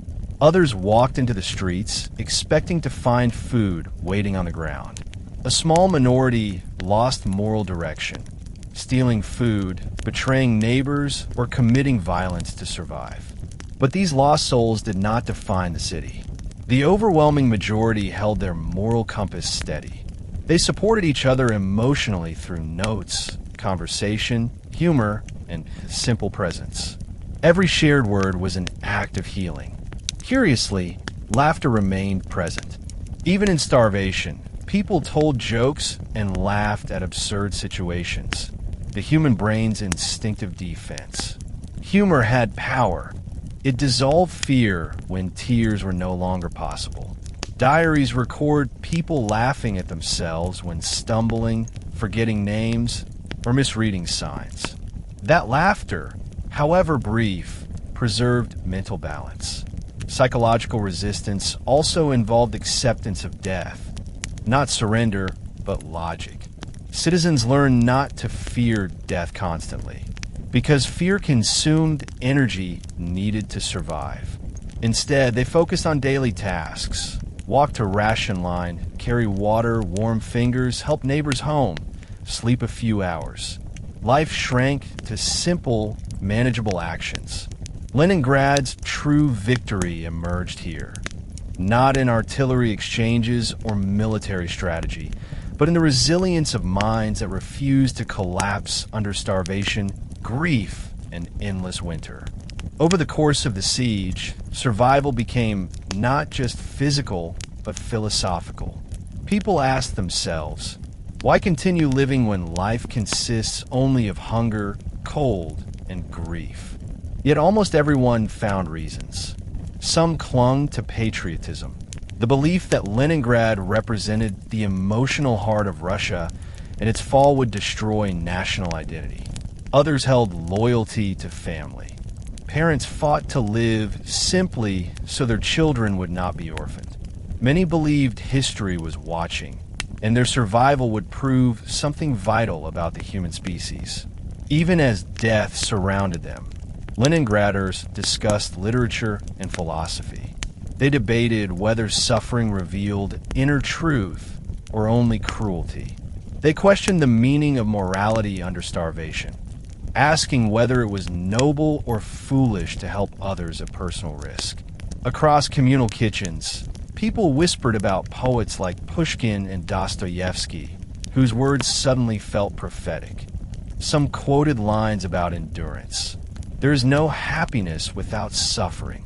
Others rejected these ideas, believing that survival itself, not meaning, was the greatest answer. Memory played a powerful role as emotional fuel. People recalled warm summers at the Gulf of Finland, musical performances at the Mariinsky Theater, sweet pastries once sold on Nevsky Prospect. Memories hurt because they emphasized loss, yet they also gave strength. Individuals remembered who they were and who they wanted to be again. Identity changed drastically. Artists became laborers. Lawyers hauled water. Professors drove trucks over ice. This collapse of social hierarchy forced citizens to answer a deeper question. What defines a person when titles, possessions, and comfort disappear? Many concluded that identity rooted itself in character, in responsibility, compassion, and will. One of the most compelling aspects of siege philosophy was future thinking. Even starving citizens planned post-war life. Children dreamed of careers. Adults imagined rebuilding homes. Musicians fantasized about future concerts. People saved small objects, a pencil, a photograph, a music sheet, not because they were useful in survival, but because they symbolized tomorrow. Many siege survivors later reported that purpose saved them. The moment someone said, "I must survive to tell this story," their bodies seemed to gain new strength. Leningrad became a study in meaning creation. When all external purpose collapsed, internal purpose expanded. The siege forced millions to turn inward, discovering that the desire to live, even painfully, even slowly, is among the most primal and beautiful truths of human existence. Before the siege began, Leningrad was known worldwide as a city of culture, home to the Hermitage Museum, the Russian Museum, countless archives, ballet theaters, opera houses, and vast libraries. When war descended upon the city, people feared that starvation, bombings, and fire would erase centuries of artistic heritage overnight. Yet Leningraders refused to let their cultural memory die. They organized an enormous intellectual defense, one that proved as heroic and vital as military battles. Even as bodies wasted away, scholars and museum staff risked their lives to protect Russia's artistic soul. The Hermitage Museum faced one of the greatest challenges. Its halls contained masterpieces by Rembrandt, Raphael, Leonardo da Vinci, and Titian. Before German troops completed the encirclement, curators scrambled to pack paintings and sculptures in reinforced wooden crates. Workers carried priceless canvases down into cellars converted into bomb shelters. The operation itself resembled a wartime ballet. Men and women, half-starved already, forming long lines to transport treasures underground, guided by historians who whispered instructions, terrified a single misstep might tear canvas or break frames. Many crates were shipped out east to safer cities, but thousands of smaller artifacts remained behind. Curators slept next to them, keeping watch by candlelight, even after buildings around the museum were destroyed by artillery. Libraries endured similar ordeals. The public library on Nevsky Prospect continued functioning despite brutal cold. Readers arrived carrying identification papers and ration cards, more desperate for books than for food, because books nourished the mind when the body starved. Some arrived barely able to walk. Librarians pushed chairs forward so readers could collapse into them. They wrapped freezing hands in cloth so pages could still be turned. One librarian later wrote that people treated books like living companions, holding them close, whispering thoughts to them, crying into their pages. During the harshest months of starvation, when transportation was nearly impossible, volunteers formed book brigades, teams who carried literature through snow to schools, hospitals, and orphanages. They trudged across the frozen city, falling and standing again, because the thought of children left without stories seemed unbearable. These book deliveries kept imagination alive. Teachers read aloud to students who could no longer lift heads from desks. Hospitals broadcast poetry through battered loudspeakers. Scientists also preserved knowledge. The famous seed bank at the Institute of Plant Industry housed the largest plant genetic collection in the world. Surrounded by sacks of rice, wheat, potatoes, and nuts, researchers starved to death rather than touch edible specimens. They believed future generations needed these seeds for agriculture.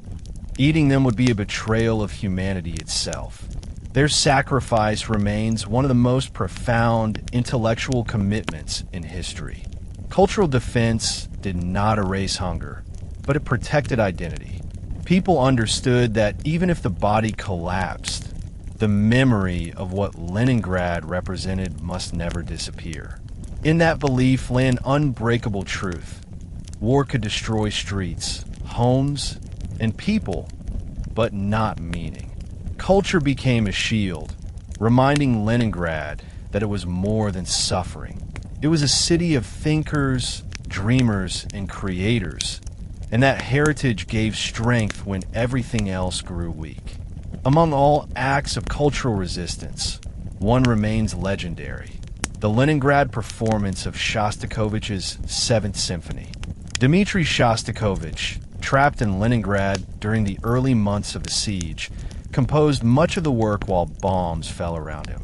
He wrote music full of marching rhythms and violent crescendos, themes representing invasion, defiance, and the spirit of survival. Eventually, he was evacuated to the Volga region to finish the composition, but the symphony remained Leningrad's sole piece. By mid-1942, authorities decided the symphony must be performed inside the starving city. It would be broadcast through loudspeakers across German lines, not just for morale, but as psychological warfare. Preparations began with a desperate search. Who was still alive to play? The Leningrad Radio Orchestra had lost many members to starvation. Some were drafted, others lay buried under snow. Conductor Karl Eliasberg, himself weak and ill, visited homes to find surviving musicians. They answered his knock with trembling voices, some unable to stand until neighbors helped lift them. Rehearsals were held in unheated rooms. Musicians wore coats, scarves, and gloves with fingers removed. Bowstrings snapped in freezing air. Brass instruments stuck to lips. Players fainted from hunger, collapsing onto chairs before being carried out and revived with boiled water or tiny breadcrumbs. Yet they returned the next day, because music had become a mission greater than survival. Eliasberg told them, "We are playing not only notes, we are playing our lives." On August 9th, 1942, the symphony premiered. Citizens filled the concert hall, thin, silent, exhausted. Some cried before the first note sounded. The orchestra, fueled by nothing but determination, produced a sound that echoed through the city. Loudspeakers carried it over rooftops, across ruins, and over German trenches. Soldiers on both sides paused to listen. Some German officers later admitted the performance shattered morale because it proved something terrifying. The city they thought dead still possessed strength to create beauty. But this was not the only cultural rebirth. Theaters reopened whenever conditions permitted. Ballet dancers, weighing half their normal body weight, performed Swan Lake with movements slowed by starvation. Audiences gasped at their fragility, yet applauded wildly because the performance meant Leningrad still breathed. Actors recited poetry in underground shelters. Musicians played in hospitals to give comfort to the dying. Street culture also transformed. People told stories while waiting in ration lines. Neighbors sang folk songs in darkness to ease fear. Children staged tiny plays using sticks and paper scraps. These expressions of art were not luxuries. They were survival strategies. Music and theater reminded Leningrad that joy still existed. Even a single chord could stir memory of a world before hunger. And once memory awakened, hope followed. The city fought with rifles and artillery, but it survived with music. Religion and spiritual belief, long restricted under Soviet authority, re-emerged in powerful silence during the siege. For decades, churches were discouraged or closed. Public religious expression risked punishment. Yet starvation and grief created a spiritual hunger deeper than the physical one. People needed meaning, and in crisis, many returned to ancient rituals. Some churches reopened unofficially. Priests, often exhausted and starving themselves, held candlelit services in ruined sanctuaries. They whispered prayers to avoid alerting authorities, though even officials softened enforcement as suffering overwhelmed ideological concerns. Parishioners gathered in freezing rooms, standing shoulder to shoulder, their breath forming clouds in the cold, their voices trembling as they chanted. Religion became a source of courage. People prayed for absent soldiers, for bread, for families, for endurance. Prayers were not always petitions for miracles. They were expressions of identity. To speak ancient words in a dying city felt like reclaiming dignity. Spiritual rituals helped individuals face death calmly. Many diaries describe loved ones who died with quiet grace, whispering scripture or blessings. But spirituality in Leningrad was not limited to churches. Residents created personal rituals. Some carried small icons in pockets as protective talismans. Others whispered poems instead of prayers. Still others found faith in science, art, or human connection. Belief that truth and knowledge were forms of sacred power. The siege also produced a shared cultural spirituality, an unspoken understanding that everyone in the city belonged to a single story. Death did not isolate them, it connected them. When a stranger collapsed on the street, people whispered blessings. When artillery fell, neighbors called out names across hallways to confirm survival. There were profound philosophical conversations in communal kitchens. What is the meaning of suffering? Does starvation reveal human truth or destroy it? Does compassion have value if it risks one's own survival? People debated destiny, fate, nature, and evil while stirring boiling water just to stay warm. Children prayed for snow not to melt because frozen earth preserved bodies better. Doctors prayed for strength to operate with numb fingers. Writers prayed that someone would read their diaries after death. Mothers prayed silently over their sleeping children, asking for one more sunrise. Even atheists found spiritual metaphors. The city itself became a sacred organism, a living cathedral of endurance. The Neva River became a symbol of continuity, freezing and thawing each year as if whispering promises. When spring arrived, even with starvation rampant, people wept at the sight of running water because flowing rivers meant time still moved forward. Faith, in all forms, gave emotional structure to the siege. Without it, minds might have collapsed under grief. Through belief, traditional or invented, citizens created meaning strong enough to survive death, darkness, and starvation. And that meaning would later shape how the world remembered them, not as victims, but as souls who endured the unimaginable with dignity. After Operation Iskra opened a narrow corridor to the city in early 1943, something profound changed inside Leningrad. For the first time in more than a year, people felt hope not as a distant illusion, but as a living, breathing reality. Though the siege continued and rations remained painfully small, the difference between starvation death and survival began to tilt. Trains carrying flour, meat, medical equipment, and clothing moved slowly into the city through the newly opened route along Lake Ladoga's southern shore. The rail line, constructed under German artillery fire, became a symbol of rebirth. Each cartload of supplies reduced the pressure on hungry citizens. While rations did not improve dramatically overnight, even minor increases brought emotional transformation. People who had been reduced to 125 grams of bread per day began, in time, receiving double that amount. At first, the increase seemed miraculous. Bread with more flour and less sawdust, thicker slices, slightly better taste. Children who had stopped growing began adding weight, their faces regaining curves. Adults who had resigned themselves to dying within months discovered new stamina. Food distribution remained chaotic and vulnerable. German forces constantly shelled the supply corridor, trying to break the fragile lifeline. Rail cars derailed from explosions. Storehouses caught fire. Convoys halted when tracks buckled under bombardment. Still, the improvement in supplies produced visible social effects. Factories could operate more consistently.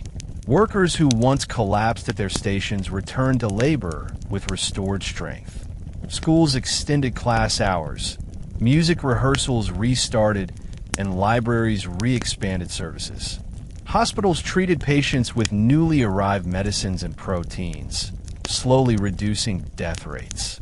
The psychological effect of improved rations cannot be overstated.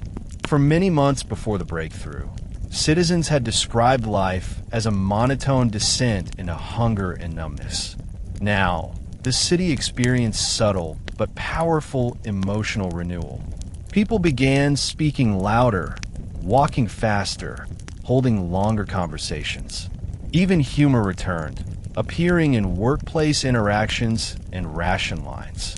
Starving minds, once focused entirely on survival instinct, opened to thought, memory, and curiosity again.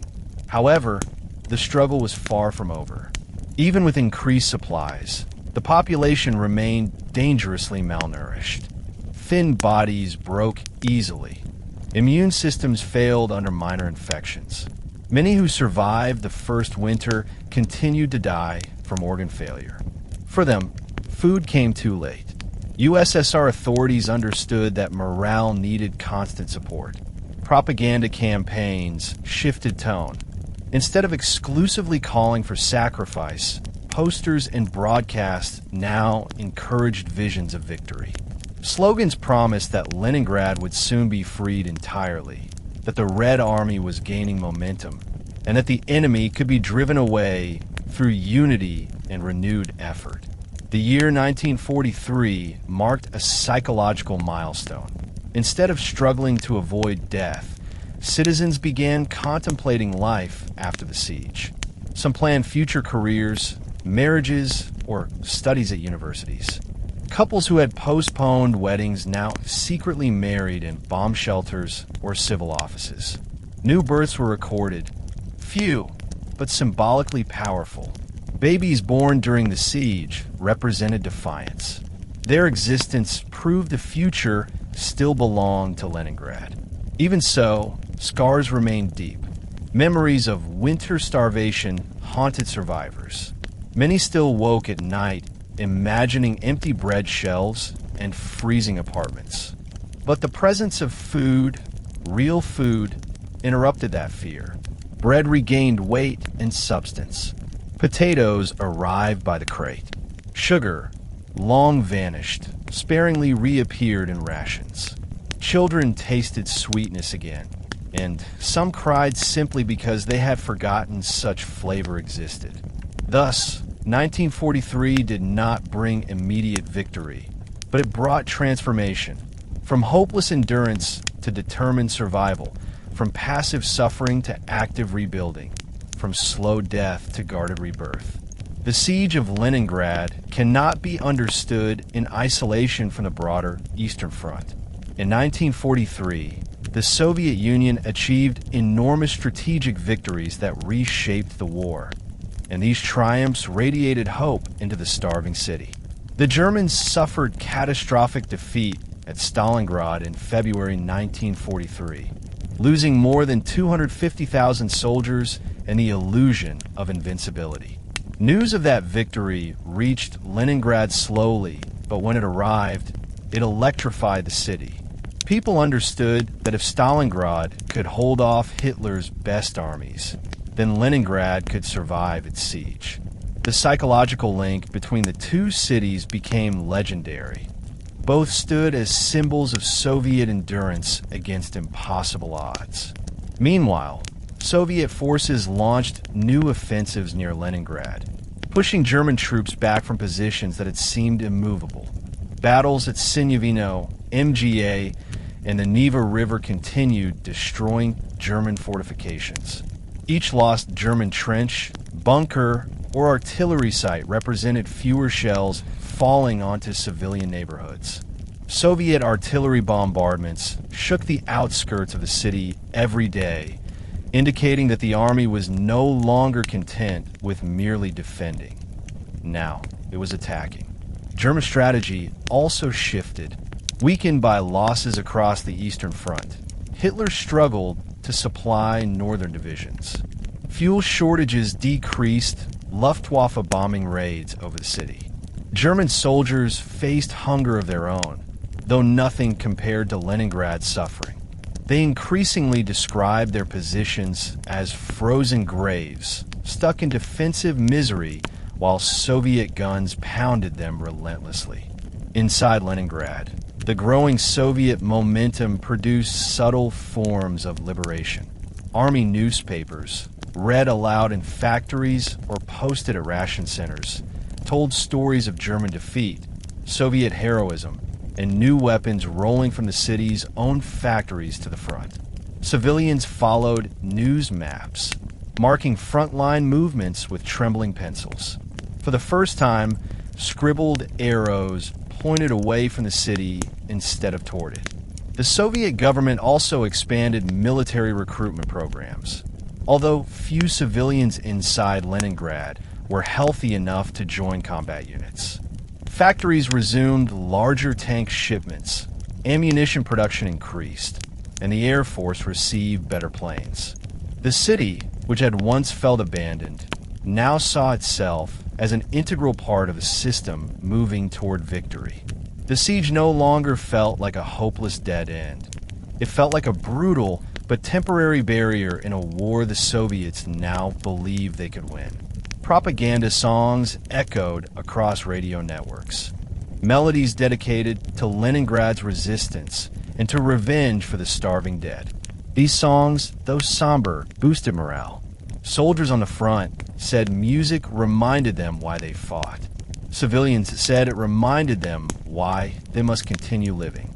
At the same time, the city's military environment remained harsh. Shelling continued daily. Snipers killed civilians crossing open areas. Women walking to work sometimes died without warning when artillery struck from miles away. Yet even these tragedies could not erase the sense that history had turned. People understood that their suffering, immense as it was, contributed to a victory shaping the entire world. Thus, Leningrad's narrative in 1943 shifted from isolated tragedy to essential contribution. The city was no longer a victim alone. It was a participant in a broader triumph. As rations improved and the Soviet military offensive strengthened, the social environment inside Leningrad also changed. For 2 years, social interaction had revolved around hunger, silence, and mourning. Neighborhoods were nearly empty, schools half abandoned, theaters silent, public parks graveyards. Now, slowly life resumed. People began meeting friends again. Students returned to classrooms. Factories held meetings and celebrations honoring record production. Music drifted from windows at night, not always cheerful, but alive. Children who survived early starvation emerged from apartments, blinking into sunlight like figures from another world. They began playing outdoors in courtyards still scarred by bomb craters. Their games were simple, snowball fights, hopscotch tag, but they sounded like music to adults who had not heard children laugh for many months. Some teachers cried at this sound, believing laughter itself proved the city's soul remained intact. Social bonds, long frozen by trauma, reformed. Weddings increased dramatically. Couples who had postponed ceremonies now married hurriedly, eager to build families before fate stole time away. One diary described a siege wedding. Two starving lovers, exchanging rings made from copper wire, kissing beneath icicle-laden ceilings while guests shared tiny pieces of black bread. It was perhaps the smallest feast in Russian history, and one of the most powerful. Cultural life followed. Theaters reopened with more consistent schedules. Musicians rehearsed larger pieces. Art schools offered classes again. Painters emerged to capture scenes of thawing snow and spring sky. The city, though still starving, remembered how to breathe. However, revival was not free from emotional complexity. Survivors struggle with grief. They mourn neighbors who died in bread lines, relatives buried in mass graves, and children who vanished during winter. Starvation trauma shaped personalities permanently. Many people feared food shortages even after the war, hoarding bread crusts and hiding flour in secret cupboards.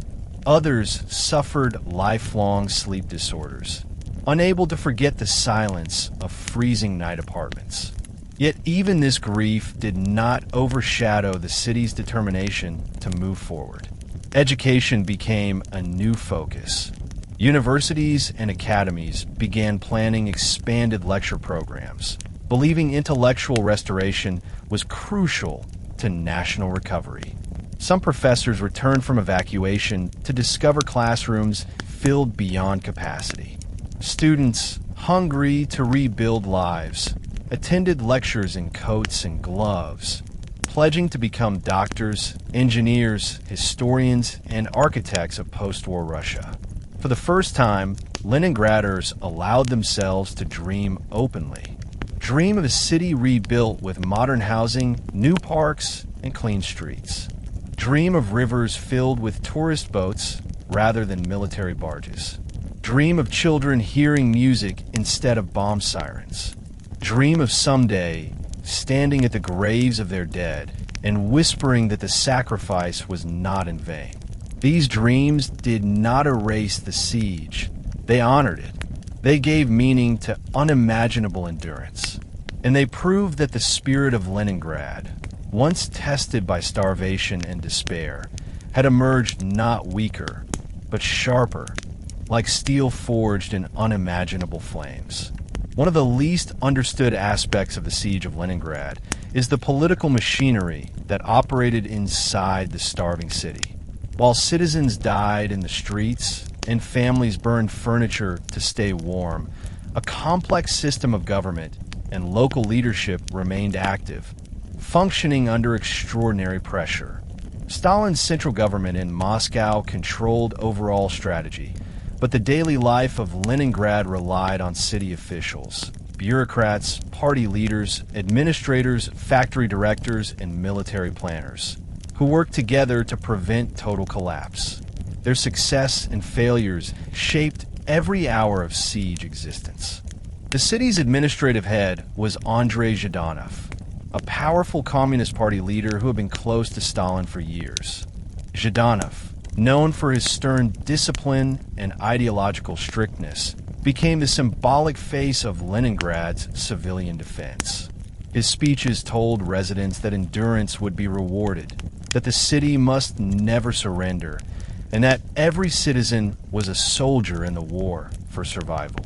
Zhdanov oversaw ration distribution, production quotas, propaganda, and morale operations. Critics have argued that he protected party elites from starvation more than ordinary workers. Supporters believe he kept the city united through unimaginable pressure. Historically, both assessments may hold truth. Zhdanov was both a powerful motivator and a complex political figure whose decisions carried life or death consequences. Administrative life during the siege was outrageous by normal standards. Meetings continued daily, even when officials weighed less than children and collapsed mid-sentence. Conference halls were unheated. Ink froze on paperwork. Men and women wore gloves to sign decrees, removing fingers from cloth only long enough to grip pens. Yet governance endured. Laws were printed, public orders announced, evacuation plans organized, and factories directed. Ration cards represented one of the most sensitive elements of city control. The administration divided the population into categories: soldiers, heavy labor workers, technical specialists, intellectual workers, children, and dependents. These classifications determined who lived longest and who starved first. It was a brutal hierarchy, but leaders argued that it reflected necessity. Weapons factories had to function, soldiers had to fight, supply planners had to calculate logistics. Civilians without employment, elderly, disabled, and unemployed, received the smallest share and died in the greatest numbers. Many historians have debated whether more equitable distribution might have saved lives. But leaders feared that reducing rations to workers and soldiers could collapse the entire defense structure of the city. Communication between Leningrad and Moscow was emotionally charged. Stalin demanded results, not excuses. He expected unwavering resistance and punished perceived weakness. Military commanders from Leningrad regularly traveled east across the ice road or through secret air channels to report directly to Soviet high command. These meetings shaped military decisions, industrial allocation, and propaganda priorities. There were moments of profound political tension. Some leaders inside the city questioned whether more civilians should have been evacuated before encirclement. Others believed the government underestimated the speed and severity of starvation. However, open criticism was dangerous. Stalin's government did not tolerate dissent during wartime. Even suggestion could be interpreted as disloyalty. Yet the city administration did something extraordinary. It kept Leningrad functioning. Police patrolled the streets. Fire brigades responded to bombings. Hospitals remained open. Ration centers operated. Education continued. And factories met production quotas that astonished observers. Civilians may have starved, but the city did not fall into anarchy, a feat unmatched in modern siege history. This paradox defines siege governance. Brutal sacrifice combined with disciplined bureaucracy. Death everywhere, yet order maintained. Starvation and hope intertwined. In that duality lay Leningrad's ability to endure. Propaganda played as crucial a role in the siege as food rations or military defense. Without clear narrative control, starvation could have turned into revolt, despair into surrender, and suffering into chaos. Soviet leadership understood this deeply. From the first days of German bombing to the final months of liberation, radio broadcasts, newspapers, public posters, and speeches shaped how Leningraders interpreted their reality. Radio became the city's heartbeat. Even when electricity failed, technicians powered transmitters using emergency batteries and generators. Citizens gathered around public loudspeakers set up on streets and factory floors, listening to short messages. Broadcasts included reports of Soviet victories, patriotic music, and announcements about ration changes or evacuation schedules. Radio silence, when it occurred, terrified residents more than bomb blasts. Silence suggested collapse. The sound of music, even brief, gave people psychological warmth. Posters covered walls across the city. Artists used bold reds and blacks to portray German soldiers as monstrous invaders and Soviet workers as heroic defenders. One famous poster showed a mother holding a rifle beside her child with the caption, "Leningrad will not fall." Another encouraged unity. "Stand together or die alone."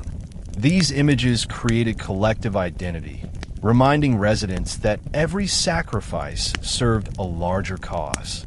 Newspapers, though reduced in size and frequency, continued publication. Citizens queued to receive them, hungry for information. Articles celebrated Red Army progress, condemned fascist atrocities, and honored heroic workers. Yet government censorship shaped every word. Reports of starvation, cannibalism, mass death, and disease were often softened or omitted entirely. Leaders believed honesty might destroy morale. Propaganda was not merely about war news, it was emotional management. Radio broadcasts read lists of newly awarded medals to Leningrad citizens, naming school teachers, nurses, librarians, and truck drivers. These recognitions reassured survivors that their suffering mattered. Poetry readings and historical retellings reminded people of Russia's victories against Napoleon, framing the siege as continuation of national destiny. At times, propaganda crossed into fabrication. Officials exaggerated supply expectations and predicted early liberation to maintain hope. They avoided mentioning setbacks or disasters. Some historians argue that this manipulation created false optimism. Others argue that such optimism saved lives by preventing emotional collapse. Communication also worked in reverse direction. Citizens wrote thousands of letters to the front, sending love, fear, and hope. Many soldiers carried their families' words into battle, believing that survival meant returning home. Letters arriving from the front lifted civilian morale. Even censored war updates gave meaning to sacrifice. Despite propaganda's powerful unifying effect, it created invisible psychological divisions. Those suffering the worst starvation sometimes resented optimistic broadcasts, feeling that official speeches ignored their agony. Meanwhile, party officials occasionally enjoyed better rations and living conditions, creating tension beneath the surface. But open complaint rarely occurred. Survival itself required obedience. Those who resisted the system risked losing rations, work placement, or legal protection. Propaganda also protected culture. Writers continued publishing stories, essays, and poems that celebrated the city's endurance.